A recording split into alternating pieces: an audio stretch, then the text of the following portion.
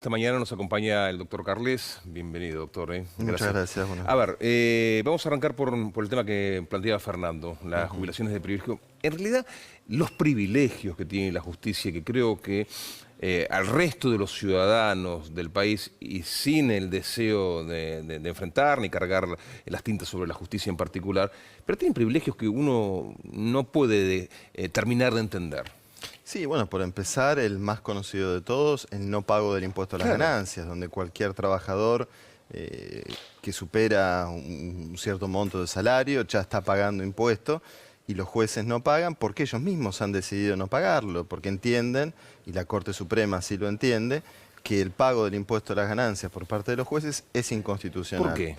Porque recurren a una cláusula de la Constitución que habla de la intangibilidad de los salarios, es decir, que no se pueden disminuir. Pero ¿cuál es el sentido ¿Y por qué de a mí esa sí y a vos cláusula? se lo pueden disminuir? Es que no, está mal interpretado. El sentido de esa cláusula es que el Poder Ejecutivo no puede afectar el salario como una medida extorsiva para garantizar la independencia de los jueces.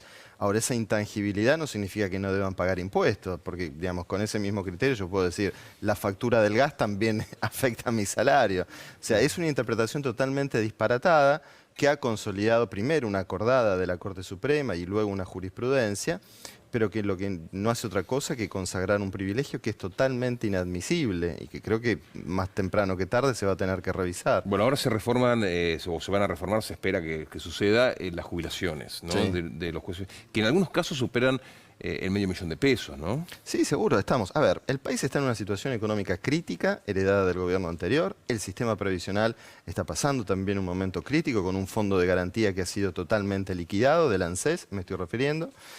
Y bueno, es necesario entonces que el sacrificio para poder recomponer en parte esa situación lo hagan los que más ganan, los que más tienen, y además los que tienen otros privilegios como no pagar el impuesto a las ganancias. Aparte, convengamos que también el juez, que con todo derecho del mundo cobra una jubilación de 300, 400, 500, 600.000 pesos, no es que va a cobrar la mínima a partir de ahora. No, no, por supuesto, se mantiene el 82, se modifica el cálculo, que no va a ser sobre la última jubilación, sino sobre el último salario, sino sobre un promedio de los últimos 10 años con una fórmula actualizada.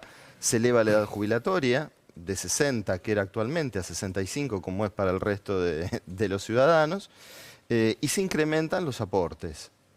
Visto que el régimen sigue siendo un régimen más favorable que el del resto de los trabajadores, se incrementan un 7% los aportes jubilatorios. ¿Sabe? Me da la sensación de que todo esto no tendría tanto eco en la sociedad si tuviéramos una justicia que tuviera una mejor mirada social, ¿no? Que la que tenemos, ¿no? Con jueces que muchas veces no hacen nada, o jueces que en muchos casos son muy permeables a la corrupción, o en jueces que se prestan, por ejemplo, a jugadas políticas, como lo es el lawfare en Argentina, ¿no? Si todo esto no pasara, si la justicia realmente tuviera una imagen impoluta, bueno, la discusión sería un poquito más equilibrada, pero no pasa esto. No, claro, la cuestión va incluso... No todos, ¿eh? No todos, no, por supuesto, no hay que generalizar. El Fuero Penal Federal porteño es puntualmente una fuente de desprestigio para todo el sistema de justicia de la Argentina, porque todo lo que ha hecho, no solamente en estos últimos 4 años con la persecución de dirigentes políticos, sino en los 90, al garantizar la impunidad de los hechos de corrupción de aquellos años, bueno, eso explica en buena medida el desprestigio del Poder Judicial general, ¿no? Se derrama hacia todo el sistema. Según estudios de universidades muy importantes, como la Universidad de San Andrés, el 80% de los argentinos no confían en el Poder Judicial. No hay institución... ¿El 80? El 80. No hay institución política que pueda funcionar con ese nivel de desconfianza. Es decir, si no se hacen reformas radicales e importantes en el sistema de justicia, casi digo de injusticia, valga el fallido, es imposible que esto siga funcionando de esta manera. Estamos teniendo con el coronavirus una suerte de ejercicio permanente de tratar de ser muy didácticos a la hora de explicar algunas cosas para que entren bien y que todos tengamos herramientas, ¿no? Vamos a intentar también ser muy didácticos, a ver si me ayudás, para explicarle a la gente si existe el lawfare en Argentina, si existió el lawfare en Argentina y qué provocó y si hubo excesos también a la hora de querer protegerse a través del lawfare. Sí, bueno, a ver, ¿qué es? ¿A qué llamamos lawfare? El lawfare es básicamente la utilización del derecho para fines no jurídicos, como puede ser, en lugar de castigar a un delincuente, que supuestamente es el objetivo del derecho penal, para perseguir a un oponente político. ¿Sí? Es decir, tiene esta finalidad.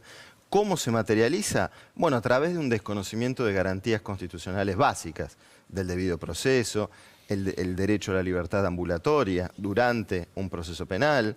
Y todo esto ha pasado en estos años. ¿Esto se ha aplicado durante el gobierno, el periodo de Macri? Sin duda, pero no solamente con violaciones de garantías constitucionales, con prisiones preventivas arbitrarias, sino también con cosas que ya directamente entran en el plano de lo criminal, como testigos truchos, testigos caucheados, reconocimientos de sobornos a testigos para que declararan tal o cual cosa, la ley del arrepentido, que funcionó también como una herramienta extorsiva, porque el que iba al juez y se encontraba, ¿qué situación se encontraba? Bueno, declare esto y sale en libertad, si no lo declara se queda ¿tenemos adentro. que conformarnos con saber qué pasó en Argentina o va a tener algún tipo de consecuencias esto? Tenemos un grave problema que es el mal funcionamiento del Consejo de la Magistratura, que es el órgano que tendría que encargarse de estas cuestiones. Las principales funciones del Consejo son la designación y la remoción de los magistrados.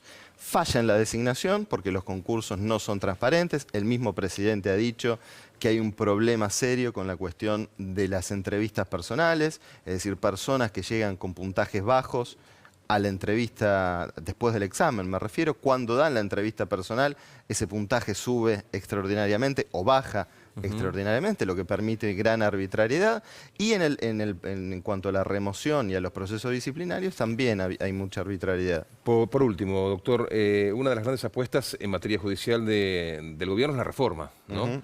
¿Esto beneficia, termina con todo esto? ¿Cómo imaginás Comodoro Pi o los diferentes foros penales a partir de esta reforma? Yo creo que el presidente ha anunciado al menos el 1 de marzo, algo que es muy importante, que es la desconcentración del poder del fuero penal federal porteño, que es el fuero penal más político, porque es el que tiene las causas de corrupción a nivel nacional y que ha funcionado en los 90 para encubrir la corrupción y en los últimos 4 años para perseguir políticos.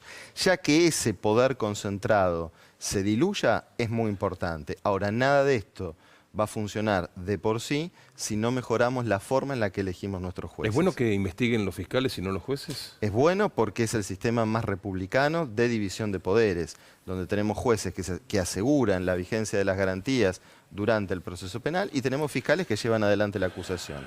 Doctor Garles, muchas gracias. Al contrario, gracias a ustedes. Un placer. Bien.